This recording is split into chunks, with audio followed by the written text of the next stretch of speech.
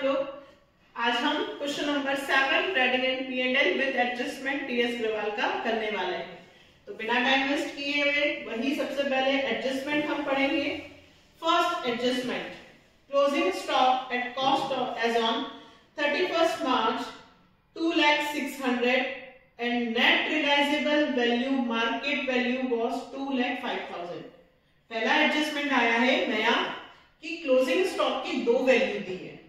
तो बेटा हमेशा ध्यान रखना कि यदि दो वैल्यू दी हो तो which ever is less than, दोनों में से जो वैल्यू कम होगी वही हम क्लोजिंग स्टॉक मानेंगे, उसी को हम कंसिडर करेंगे। तो यहाँ पे 2,06,000 वैल्यू कम है तो हम उसी को लिखेंगे बाय क्लोजिंग स्टॉक। ओके, 2,06,000 हमने पढ़ा है फर्स्ट चैप्टर में प्रूडेंस कंसेप्ट, उसको ध्यान रखिएगा। जो वैल्यू कम है हमें वो लेनी है। नेक्स्ट, क्लोजिंग स्टॉक और कहां आएगा? बैलेंस शीट में, असेट्स में क्लोजिंग स्टॉक 2,06,000।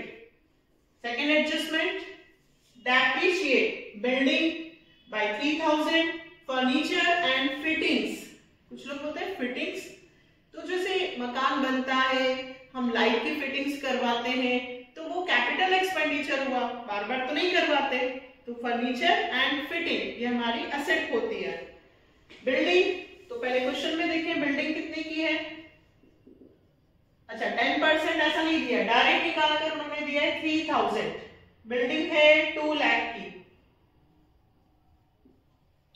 डेप्थ कितना? 3,000। 2 लाख में से 3,000 माइनस हुए 1,97,000। फर्नीचर एंड फिटिंग,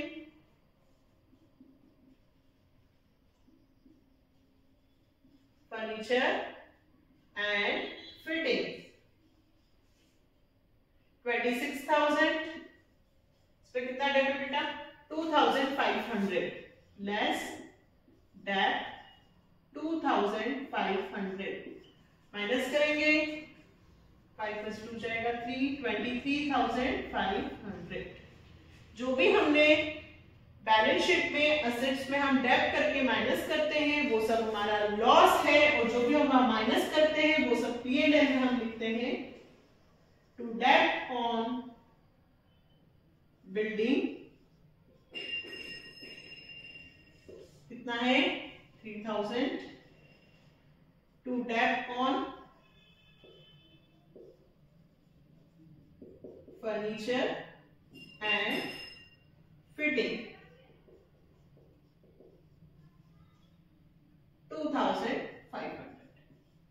नेक्स्ट बेटा, make a provision of 5% on debtor for doubtful debt. 5% provision लगाना है, वो पैसा हमें मिल भी सकता है और नहीं भी। तो डेटर्स हमारे क्वेश्चन में कहां है? 1,80,000। 1,80,000 लेस न्यू बेडेट्स नहीं है, सिर्फ न्यू प्रोविजन है। एडिशनल इंफॉर्मेशन में जो दिया होता है वो न्यू होता है, तो सिर्फ 5% प्रोविजन दिया है। 5% प्रोविजन कितना होगा? 9,000।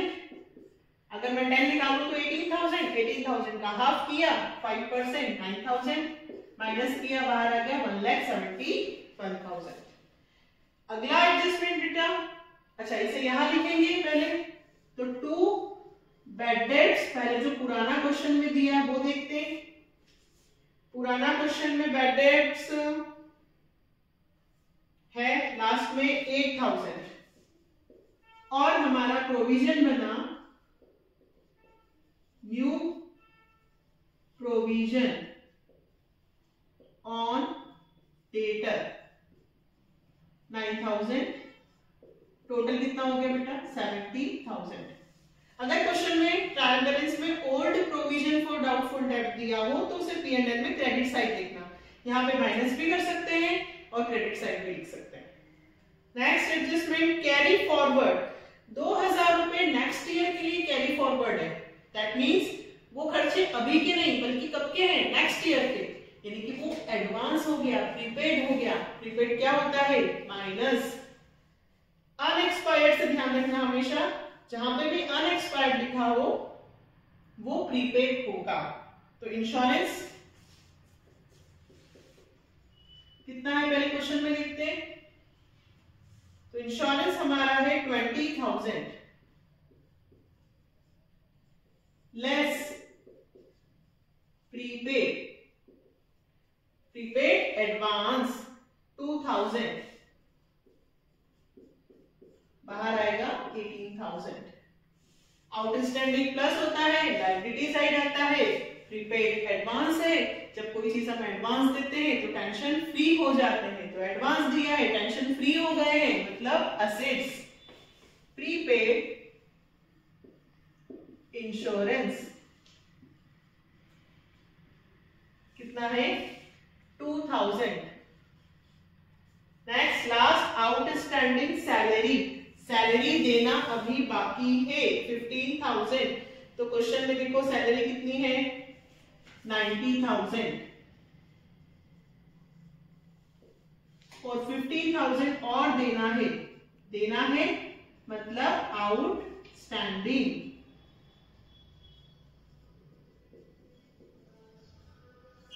तो बाहर कितना आएगा बेटा? 1,05,000। आउटस्टैंडिंग प्लस हुआ है, बैलेंस शीट में एस, लायबिलिटी साइड में लिखेंगे आउटस्टैंडिंग सैलरी 50,000। ये हमने सारे एडजस्टमेंट कंप्लीट कर लिए हैं, साथ के साथ करते हैं ताकि कोई भी एडजस्टमेंट छूटे नहीं और हमारी मिस्टेक होने की संभावना कम से कम हो जाए। अब हम स्टार्टिंग से टर्म्स को पढ़ेंगे और फिल कर देंगे। सबसे पहले ये जो क्वेश्चन है नारायण का है, यहाँ पे इसकी कैपिटल और ड्राइंग दे रखी है। तो सबसे पहले कैपिटल लिखेंगे 3 लाख, फिर ड्राइंग दी है, ड्राइंग माइनस होती है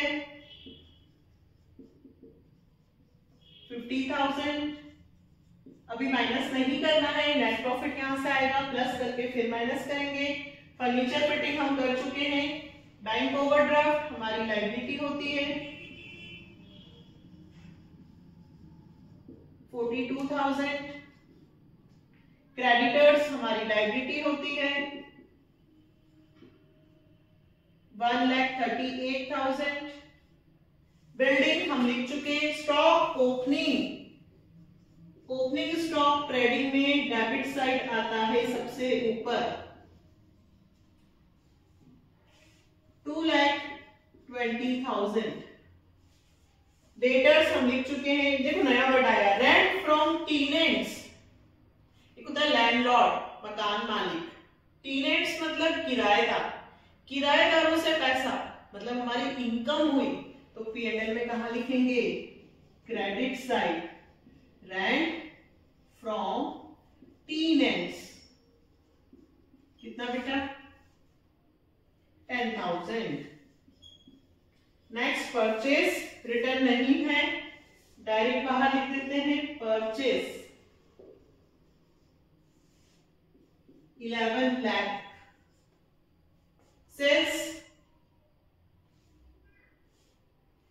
और सेल्स के साथ सेल्स रिटर्न भी दिया है बाय सेल्स, सेल्स है 15 लाख और सेल्स रिटर्न भी दिया है बेटा।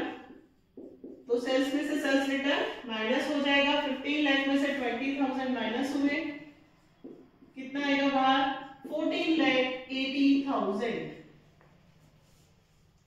देखो डिस्काउंट डेबिट में लिखा है और डिस्काउंट क्रेडिट में लिखा है। डिस्काउंट डेबिट लिखा है मतलब डिस्काउंट अलाउड है, हमने दिया, डेबिट में आएगा। कितना है डिस्काउंट? 16,000। और डिस्काउंट क्रेडिट है मतलब डिस्काउंट रिसीव्ड हुआ होगा बाय डिस्काउंट, चाहे तो लिख सकते हैं रिसीव्ड। कितना बेटा? तो डिस्काउंट रिसीव्ड है 20,000। इंश्योरेंस हम कर चुके हैं, जनरल एक्सपेंसेस है 40,000 to general expenses 40,000। Next salary हम लिख चुके हैं, कमीशन डेबिट लिखा है तो कमीशन डेबिट में लिख देते हैं। कमीशन है 22,000। Last carries on purchase, bad debts हम लिख चुके हैं। कैरीज ऑन परचेज, परचेज से रिलेटेड एक्सपेंसेस, परचेज से रिलेटेड भाड़ा, कैरीज हमेशा ट्रेडिंग में आएगा।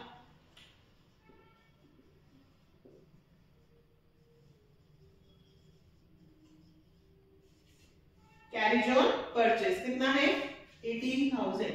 देखो क्वेश्चन कंप्लीट हो गया। अब हमें क्या करना है, अब हमें टोटल लगाना है, ग्रॉस प्रॉफिट निकालना है, नेट प्रॉफिट निकालना है। तो हम लोग स्टार्ट करते हैं।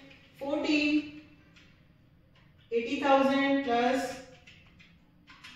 2,06,000, टोटल आया 16,80,600। माइनस करेंगे 2,20,000, 11 लाख और 18,000। आंसर आया ग्रॉस प्रॉफिट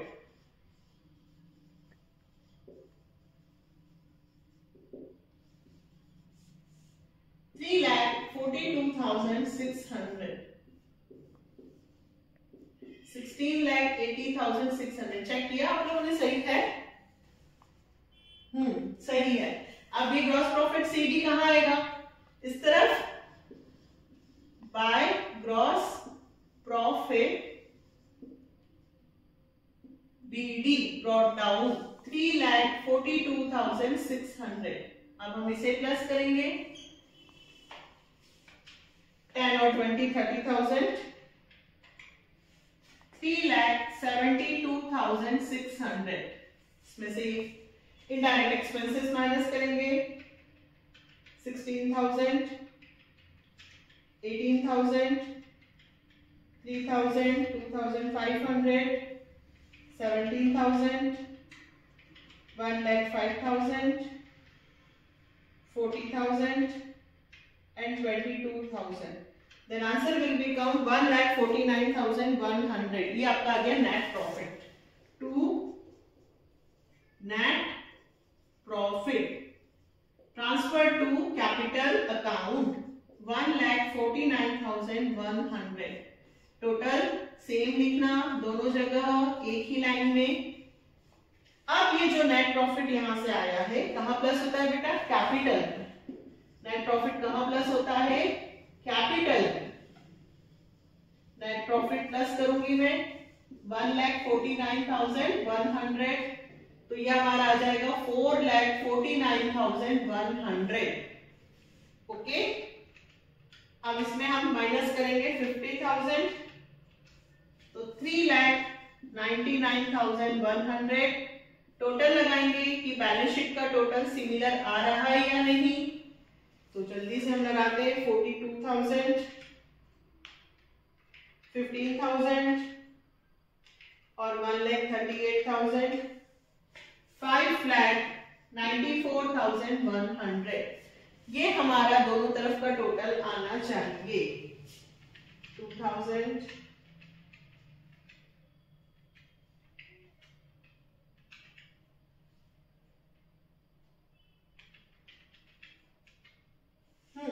आ गया। क्वेश्चन कंप्लीट हो गया। 5,94,100 ये हमारा ट्रेडिंग P&L बैलेंस शीट। जैसा कि मैं आपको स्टार्टिंग से रोज एक क्वेश्चन करवा रही हूँ, आपको इसकी प्रैक्टिस करनी है। और यदि अगर आपको कहीं भी प्रॉब्लम आती है तो आप मुझसे पूछ सकते हैं कमेंट सेक्शन में। और नेक्स्ट वीडियो में हम क्वेश्चन नंबर 8 करेंगे। अगर आपको मेरा पढ़ाना समझ में आ रहा हो तो प्लीज चैनल को सब्सक्राइब कीजिए, लाइक कीजिए, शेयर कीजिए। Okay, then bye.